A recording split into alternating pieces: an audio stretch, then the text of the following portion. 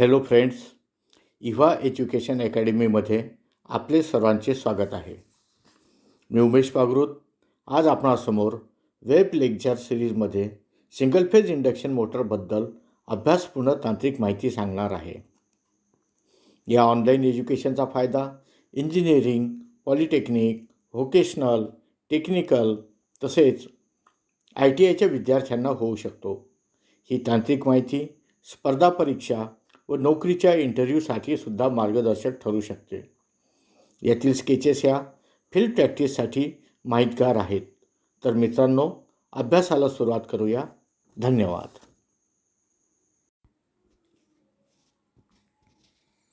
Capacitor start and run induction motor अर्थात permanent capacitor motor. ही motor capacitor start and induction run मोटरसारखीच कार्य करते. फक्त याच्या स्टार्टिंग वाइंडिंगसोबतच कॅपॅसिटर हे रनिंग वाइंडिंगमध्ये सुद्धा नेहमीसाठी जोडलेलं असते. म्हणजे जसं कॅपॅसिटर स्टार्ट इंडक्शन रन मोटरमध्ये कंडेन्सर हे मोटरने 70 ते 80% स्पीड पकडल्यानंतर डिस्कनेक्ट होते, तसं यामध्ये कंडेन्सर हे डिस्कनेक्ट होत नाही. हे कॅपॅसिटर जोडण्याचे फायदे आहेत की ज्यामुळे मोटरची ओव्हरलोड कॅपॅसिटी वाढते, मोटरचा टॉर्क वाढतो आणि मोटरचं रनिंग म्हणजे ऑपरेशन हे स्मूथ होते. या मोटरमध्ये कॅपॅसिटर हा सर्किटमध्ये परमनंट जोडलेला असतो. याच्यामधील स्टार्टिंग कॉईल म्हणजेच ऑक्झिलरी वाइंडिंग ही डिस्कनेक्ट होत नाही. त्यामुळे टॉर्क स्पीड कॅरेक्टरिस्टिक्स ही अखंड दिसते. एकच कॅपॅसिटर स्टार्टिंग व रनिंग कंडिशनसाठी वापरल्या जाते. आपण आकृतीमध्ये ही कन्स्ट्रक्शन पाहू शकतो. लेफ्ट हँड साईडला सिंगल फेज AC सप्लाय दाखविलेला आहे. त्याच्या बाजूला पॅरलल जो लिंब आहे त्यामध्ये कंडेन्सर आहे. त्या कंडेन्सरच्या सिरीजमध्ये स्टार्टिंग वाइंडिंग आहे. राईट हँड साईडला रोटर आणि त्याच्या राईट हँड साईडला मेन वाइंडिंग आहे. अर्थात स्टार्टिंग वाइंडिंगचा रेजिस्टन्स जास्त असतो, रिॲक्टन्स कमी असतो व मेन वाइंडिंगचा रेजिस्टन्स कमी असतो व रिॲक्टन्स हा जास्त असतो. व्हेक्टर डायग्राममध्ये आपण स्पष्टपणे पाहू शकतो स्टार्टिंग वाइंडिंग ही मोर कॅपॅसिटिव्ह असल्यामुळे ती लीडिंग करंट घेते. त्याचा करंट लीड आहे. तर मेन वाइंडिंग ही मोर इंडक्टिव्ह असल्यामुळे त्याचा करंट हा लॅगिंग आहे. दोन करंटमुळे जो अँगल निर्माण होतो हा अँगल जितका जास्त असेल तितका स्टार्टिंग टॉर्क हा जास्त असतो. याचे जर स्पीड टॉर्क कॅरेक्टरिस्टिक जर आपण पाहिले तर आपल्याला स्पष्टपणे दिसेल राईट हँड साईडला जी आकृती आहे ती अखंड आहे. म्हणजे इथे सेंट्रीफ्युगल स्विच नसल्यामुळे वाइंडिंग कट व्हायचा प्रश्न नाही. त्यामुळे स्पीड टॉर्क कॅरेक्टरिस्टिक्स ही अखंड आपल्याला दिसते. लेफ्ट हँड साईडला जी फिगर दाखविलेली आहे ते स्पीड टॉर्क कॅरेक्टरिस्टिक्सनुसार दोन मोटरचं म्हणजे अर्थात capacitor start induction run motor व permanent capacitor induction run motor यामधला हा फरक दर्शविणारा महत्त्वाचा ग्राफ आहे. कॅपॅसिटर स्टार्ट इंडक्शन रन मोटरमध्ये कॅपॅसिटर फक्त स्टार्टिंग कॅपॅसिटी वापरल्या जाते. त्यामुळे त्याची कॅपॅसिटी स्टार्टिंग करता असते ती शॉर्ट ड्युरेशन पिरियडसाठी असून त्याची कंडेन्सरची कॅपॅसिटी जास्त असल्यामुळे त्याचा स्टार्टिंग टॉर्क जास्त आहे. परंतु परमनंट कॅपॅसिटर रन इंडक्शन मोटरमध्ये कॅपॅसिटर हे परमनंटली सर्किटमध्ये जोडलेलं असल्यामुळे ते लो कॅपॅसिटर असते. त्यामुळे त्याचा स्टार्टिंग टॉर्क कमी आहे. परंतु हे सर्किटचा ग्राफ आपल्याला अखंड दिसतो. उपयोग या मोटरचा स्टार्टिंग टॉर्क कॅपॅसिटर स्टार्ट मोटरपेक्षा कमी असतो. परंतु कमी आवाज आणि चांगल्या पॉवर फॅक्टरमुळे ही motor table fan, ceiling fan आणि एअर ब्लोअरमध्ये मोठ्या प्रमाणात वापरतात. याची जर फिरण्याची दिशा बदलायची असेल तर वाइंडिंगचे टोके अदलाबदल केली असता मोटरची फिरण्याची दिशा बदलते. आता फेज स्प्लिटिंग या प्रकारामधील जो प्रकार आहे तो म्हणजे शेडेड पोल मोटर. या मोटर्समध्ये फेज स्प्लिटिंगची म्हणजे सिंगल फेज हा 2 फेजमध्ये रूपांतरित करण्याची क्रिया ही इंडक्शन या पद्धतीमुळे केल्या जाते. या मोटरमध्ये सॅलिएंट स्टेटर पोल स्ट्रक्चर असते. सॅलिएंट याचा अर्थ याचं पोल प्रोजेक्टेड असते. या पोलवरती वाइंडिंग गुंडाळलेली असते. अर्थात या मोटरचं रोटरसुद्धा स्क्विरल केज टाईप असते, म्हणजे ज्यामध्ये कॉपर किंवा ॲल्युमिनियमचे बार्स असतात आणि रोटरच्या टोकावरती ते शॉर्ट सर्किटेड असतात. हा स्टेटरचा पोल 1/3 डिस्टन्सवरती म्हणजे बाजूला कट करून त्यातला छोटा जो भाग आहे 1/3 जो भाग आहे तो मोर इंडक्टिव्ह म्हणजे जास्त इंडक्टिव्ह केला जातो. तो इंडक्टिव्ह करण्याकरता त्यावरती कॉपरची कॉईल एक्स्ट्रा गुंडाळलेली असते किंवा कॉपर शेडिंग बँड त्याच्यावरती लावलेला असतो आणि तिथे इन्सुलेशन खूप काळजीपूर्वक केलेलं असते. ज्यावेळी स्टेटरला सप्लाय जोडला जातो तेव्हा शेडेड पोलमध्ये मॅग्नेटिक पोल ॲक्सिस तयार होतो. अर्थात इथे 2 पोल्स तयार होतात. अनशेडेड पार्टमध्ये एक मॅग्नेटिक ॲक्सिस पोल तयार होतो व शेडेड पार्टमध्ये सुद्धा एक मॅग्नेटिक पोल ॲक्सिस तयार होतो. मॅग्नेटिक पोल ॲक्सिस याचा अर्थ असा की त्यामधील कॉईलमधनं जो करंट वाहतो त्यामुळे मॅग्नेटिक फ्लक्स निर्माण होतो. या फ्लक्सद्वारा जो एक फोर्स आहे त्याला टेक्निकली आपल्याला मॅग्नेटिकल पोल ॲक्सिस असं म्हणू शकतो. या मोटर्स छोट्या साईजमध्ये डिझाईन केलेले असतात. शेडेड पोल मोटरचा स्टार्टिंग टॉर्क अतिशय कमी असतो, तसेच याची कार्यक्षमतासुद्धा कमी असते. परंतु सहज दुरुस्त करता येणारी मशीन, कमी किंमत आणि आकाराने लहान असल्यामुळे टेबल फॅन, छोटे एअर ब्लोअर, हीट कन्व्हेक्टर, खेळणी, hair dryers, ventilator, circulators, electric clock, advertisement display इत्यादीमध्ये याचा वापर केलेला असतो. या मोटरच्या पोलवरती कॉपरची रिंग्स फिक्स केलेले असल्यामुळे या मोटरची फिरण्याची दिशा बदलविता येत नाही. आपण आकृतीमध्ये पाहतो आहे स्टेटर वाइंडिंग जी स्टेटरला कनेक्टेड आहे. इथे सॅलिएंट पोल स्ट्रक्चर आपण पाहतो आहे, त्याभोवती वाइंडिंग गुंडाळलेली आहे. आतमध्ये स्क्विरल केज रोटर पाहतो आहे. यातील एका पोलचं स्ट्रक्चर राईट हँड साईडला बाजूला आपण काढलेलं आहे, ते दिसते आहे.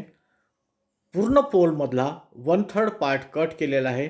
त्याच्यामध्ये कॉपरचं शेडिंग आहे, तो सॅलिएंट पोल आहे आणि तिथे शेडिंग बँड दाखवलेला आहे. शेडिंग बँड याचा सोपा अर्थ कॉपरची कॉईल किंवा पट्टी त्या बाजूला गुंडाळलेली आहे. या मोटरला सप्लाय दिल्यानंतर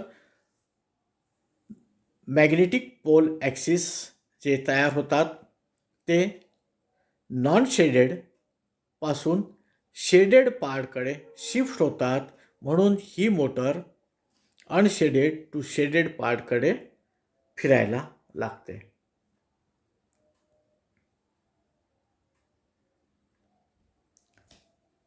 याचं स्पीड टॉर्क कॅरेक्टरिस्टिक पाहू शकतो. यामध्ये इतर मोटरप्रमाणे सेंट्रिफ्युगल स्विच नाही, त्यामुळे वाइंडिंग डिस्कनेक्ट व्हायचा प्रश्नच नाही. त्याच्यामुळे याचा ग्राफ हा युनिफॉर्म आहे. Repulsion motor.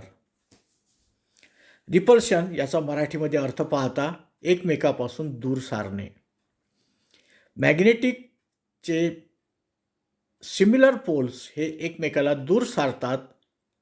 या प्रकारचं फंक्शन या मोटरमध्ये वापरलेलं आहे. अर्थात ही सिंगल फेज मोटर आहे, म्हणजे याला इनपुटला सिंगल फेज सप्लाय दिलेला आहे. कन्स्ट्रक्शनमध्ये थोडेसे बदल करून बाकी मोटरप्रमाणेच ही मोटर अतिशय चांगल्या पद्धतीनं कार्यरत आहे आणि याचे विशिष्ट उपयोग असल्यामुळे रिपल्शन मोटरला इंडस्ट्रीमध्ये वेगळं स्थान आहे. या मोटरचे स्टार्टिंग व रनिंग कॅरेक्टरिस्टिक्स खूप एक्सलंट आहेत. जास्त स्टार्टिंग टॉर्क हा याचा एक जमेची बाजू आहे, परंतु या मोटरची किंमत जास्त आहे. या मोटरचं मेंटेनन्ससुद्धा जास्त आहे. म्हणूनच हायटेक ॲप्लिकेशनमध्ये ह्या मोटर्स वापरतात. या मोटरच्या रचना खालीलप्रमाणे आहे. स्टेटर वाइंडिंग ही डिस्ट्रीब्युटेड असते. ही मोटर 4, 6 किंवा 8 पोलमध्ये डिझाईन केलेली असते. रोटर हा स्लॉटेड असून त्यामध्ये सुद्धा डिस्ट्रीब्युटेड वाइंडिंग केलेली असते. युनिफॉर्मली वाइंडिंग स्लॉटमध्ये केलेली असणे याला डिस्ट्रीब्युटेड वाइंडिंग असं म्हणतात. ती एकतर लॅप टाईपची असेल किंवा वेव्ह प्रकारची असू शकते. ही वाइंडिंग ची टोके बाहेर काढलेली असतात व ती कम्युटेटरला जोडलेली असतात. या वाइंडिंगची तुलना आपण DC आर्मेचर वाइंडिंग सारखी किंवा DC आर्मेचर वाइंडिंगशी करू शकतो. कम्युटेटर हे उच्च प्रतीच्या तांब्यापासून बनविलेलं असते. या कम्युटेटर सेगमेंटमध्ये उच्च प्रतीचं इन्सुलेशनसुद्धा वापरलेलं असते. कार्बन ब्रशचा उपयोग करंट कॉईलला लीड करण्यासाठी होतो. स्टेटरला अल्टरनेटिंग सप्लाय दिला जातो. त्यावेळी असं समजा की स्टेटरच्या टॉप साईडला म्हणजे वरच्या बाजूला एन पोल निर्माण झाला तर नॅचरली बॉटम साईडला एस पोल निर्माण होईल. स्टेटरमधील वाहणाऱ्या अल्टरनेटिंग करंटमुळे आर्मेचरमध्ये ट्रान्सफॉर्मर ॲक्शन सारखा EMF तयार होतो. हा तयार होणारा EMF लेन्झ शास्त्रज्ञाच्या नियमानुसार कार्य करतो. म्हणजे तो ज्या कारणामुळे EMF निर्माण होलं ते कारण नाहीसं करायचा प्रयत्न करतो. म्हणूनच रोटर पोलमध्ये टॉप साईडला सुद्धा एन पोल तयार होतो व बॉटम साईडला सुद्धा एस पोल निर्माण होतो. अशा प्रकारे 2 पोलमध्ये रिपल्शनची क्रिया निर्माण होते. अर्थात ही मोटर फिरण्याकरता ब्रशचं फंक्शन खूप महत्त्वाचं आहे.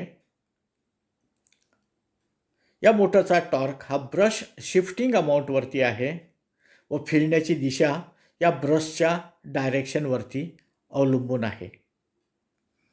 ब्रशची पोझिशन आपण कशी ठेवलेली आहे, त्याचा अँगल किती सेट केला आहे त्यानुसार या मोटरची फिरण्याची दिशा व स्टार्टिंग टॉर्क हा अवलंबून असतो. या मोटरचा स्टार्टिंग टॉर्क हा 350 पट असतो, तर स्टार्टिंग करंट हा नॉर्मल लोड करंटच्या 3 ते 4 पट असतो. आकृतीमध्ये आपण याचं स्ट्रक्चर पाहतो आहे. स्टेटरला सिंगल फेज इनपुट सप्लाय पाहाला, रोटरचं स्ट्रक्चर पाहिलं त्यावरती ब्रश रेस्ट आहेत. या मोटरची खालील वैशिष्ट्ये आहेत. लोडच्या बदलानुसार याचा स्पीड कमी होतो.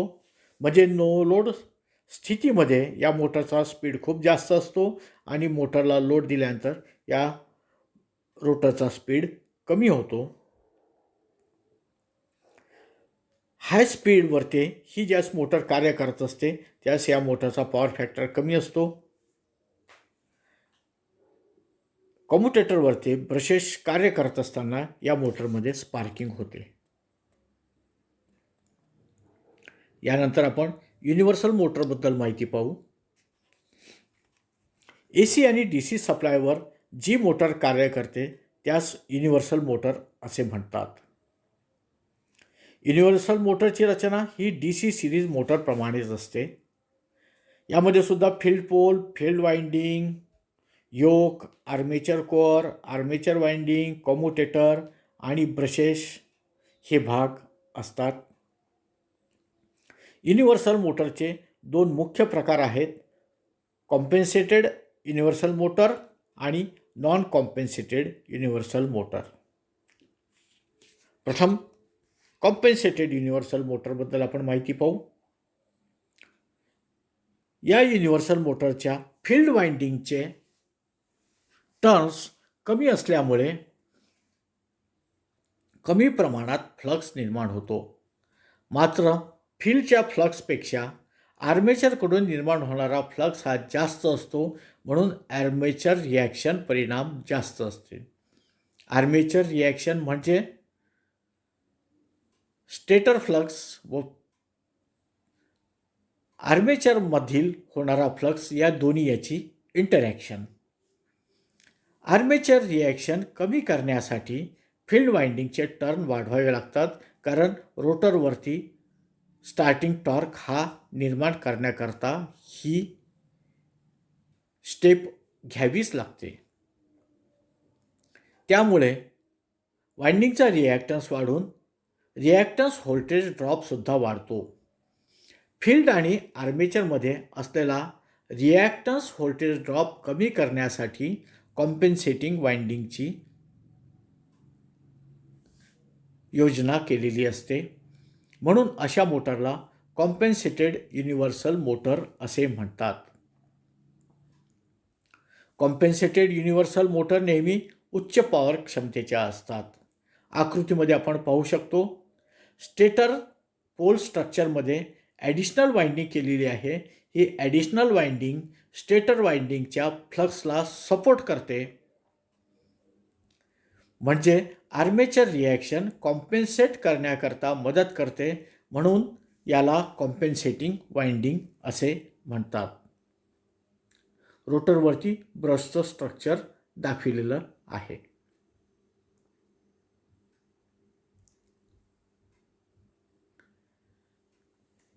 इथे आपण स्पीड टॉर्क कॅरेक्टरिस्टिक्समध्ये स्पष्टपणे पाहू शकतो. लेफ्ट हँड साईडला जो ग्राफ दाखविलेला आहे तो नॉन कॉम्पेन्सेटेड युनिव्हर्सल मोटरचा आहे. अर्थात ही मोटर AC व DC सप्लायवरती सारख्याच पद्धतीने कार्यरत असल्यामुळे दोनही ग्राफ दाखविलेले आहेत. AC सप्लाय दिल्या असताना ती थिक लाईन दाखवलेली आहे. DC सप्लायची स्पीड टॉर्क कॅरेक्टरिस्टिक्स ही डॉटेड दाखविलेली आहे. नॉन कॉम्पेन्सेटेड टाईपमध्ये याचा टॉर्क हा कमी आहे, तर कॉम्पेन्सेटेड म्हणजे स्टेटर साईडला कॉम्पेन्सेटिंग कॉईल वापरलेली असताना जी मोटर आहे त्याचा टॉर्क हा जास्त आहे.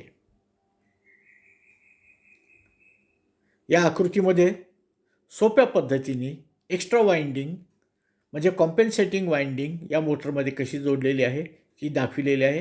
ही फिगरसुद्धा प्रश्नाचं उत्तर लिहिण्याकरता खूप मार्गदर्शक ठरू शकते. आता नॉन कॉम्पेन्सेटेड युनिव्हर्सल मोटरबद्दल माहिती पाहू. आर्मेचर रिॲक्शन इफेक्ट आणि रिॲक्टन्स व्होल्टेज ड्रॉप तुलनेने कमी असल्यामुळे नॉन कॉम्पेन्सेटेड युनिव्हर्सल मोटर नेहमी कमी पॉवर क्षमतेच्या असतात.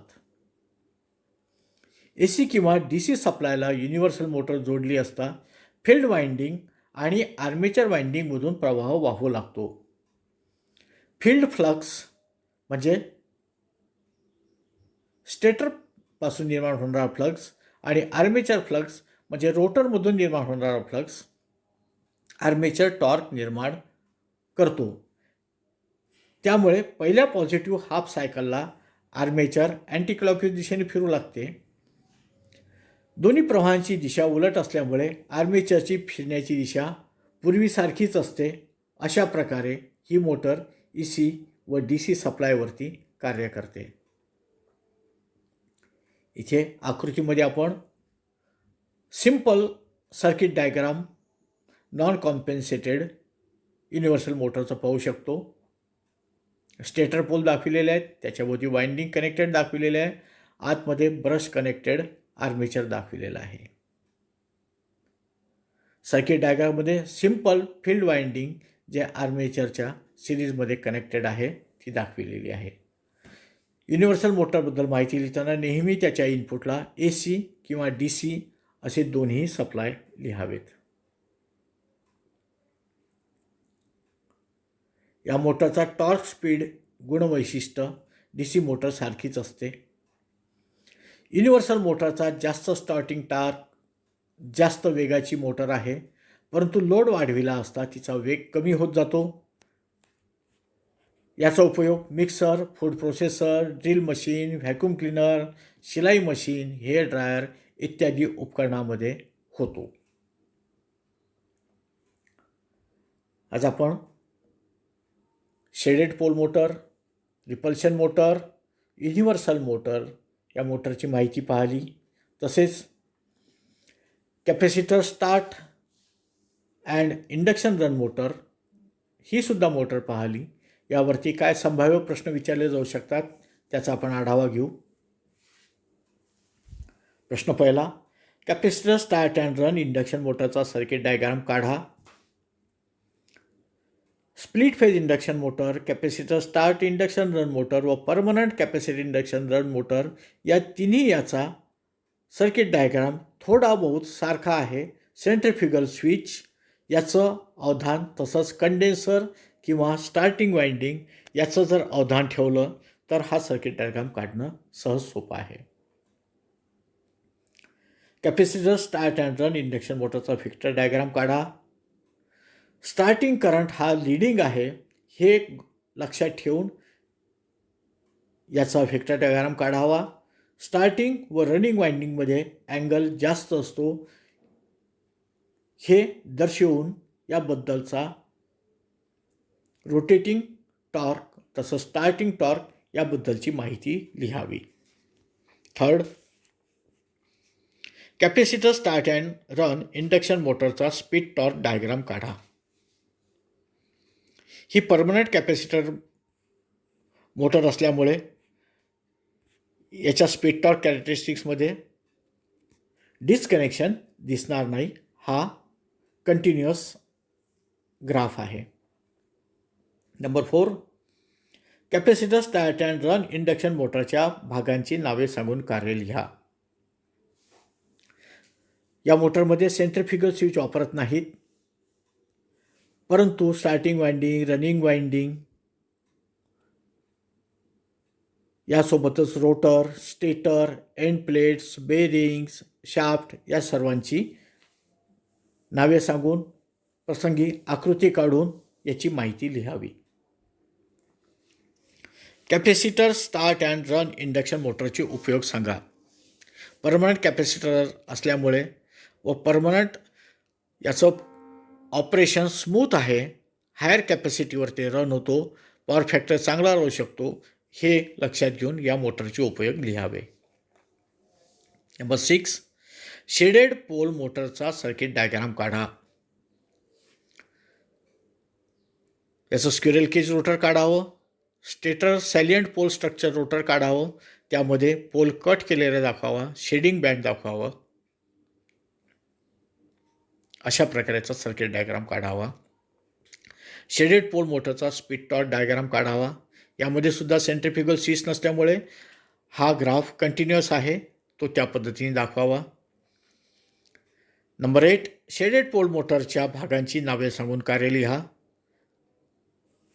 शेडेड पोल मोटरच्या भागांची यादी तयार करावी, प्रसंगी त्याची आकृती काढावी व त्याचं या मोटरमध्ये काय कार्य आहे ते स्पष्टपणे लिहावं. शेडेड पोल मोटरचे उपयोग सांगा. ही motor low starting torque, low capacity आणि साईजने कमी असल्यामुळे हे कॅरेक्टरिस्टिक लक्षात घेऊन या मोटरचे उपयोग लिहावे. नंबर 10, शेडेड पोल मोटरच्या पोलची आकृती काढा.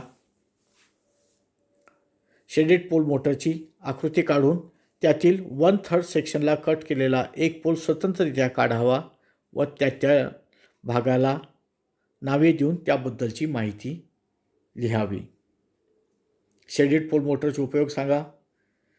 त्याची starting torque, loading capacity, size यानुसार त्याचे टिपिकल जे उपयोग आहेत ते लिहावेत.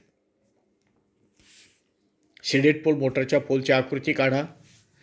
अशा वेळेस फक्त शेडेड मोटरचा पोल काढावा. 1/3 डिस्टन्सवरती तो पोल कट केलेला आहे, त्याच्यावरती कॉपर शेडिंग बँड किंवा कॉपर कॉईल जोडलेली आहे हे दाखवावे.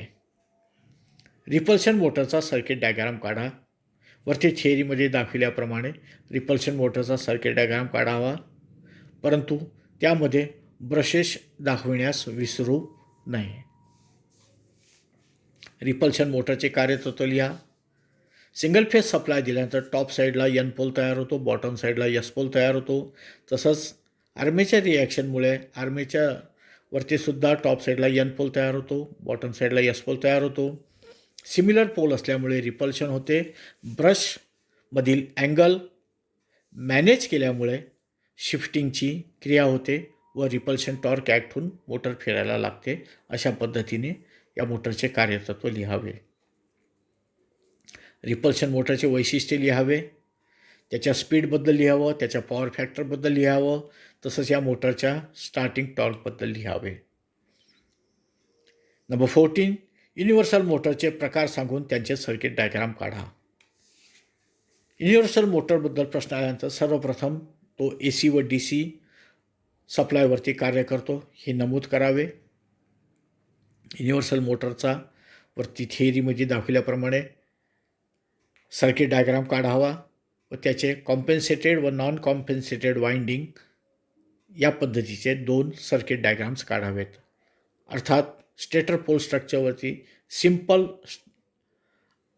स्ट्रक्चर दाखवून आपल्याला कॉम्पेन्सेटेड वाइंडिंग दाखविता येते. युनिव्हर्सल मोटरचा स्पीड टॉर्क डायग्राम काढा. हा डायग्राम काढताना कॉम्पेन्सेटेड व नॉन कॉम्पेन्सेटेड टॉर्कची जर डायग्राम काढून त्यातला फरक समजून सांगितला तर हे जास्त चांगलं उत्तर होऊ शकते. युनिव्हर्सल मोटरचे उपयोग सांगा. याचा नो लोडला असणारा हाय स्पीड, हाय स्टार्टिंग टॉर्क हे कॅरेक्टरिस्टिक लक्षात घेऊन या मोटरचे उपयोग लिहावेत. मित्रांनो, आज आपण इव्हा एज्युकेशन अकॅडमीद्वारा आयोजित वेब लेक्चर सिरीजमध्ये सिंगल फेज इंडक्शन मोटरबद्दल तांत्रिक बाबीचा अभ्यास केला. तुम्हाला तो नक्कीच आवडला असेल. तेव्हा आपल्या मित्रांना ही माहिती शेअर करा, लेक्चरला लाईक करा व सबस्क्राईब करा. धन्यवाद.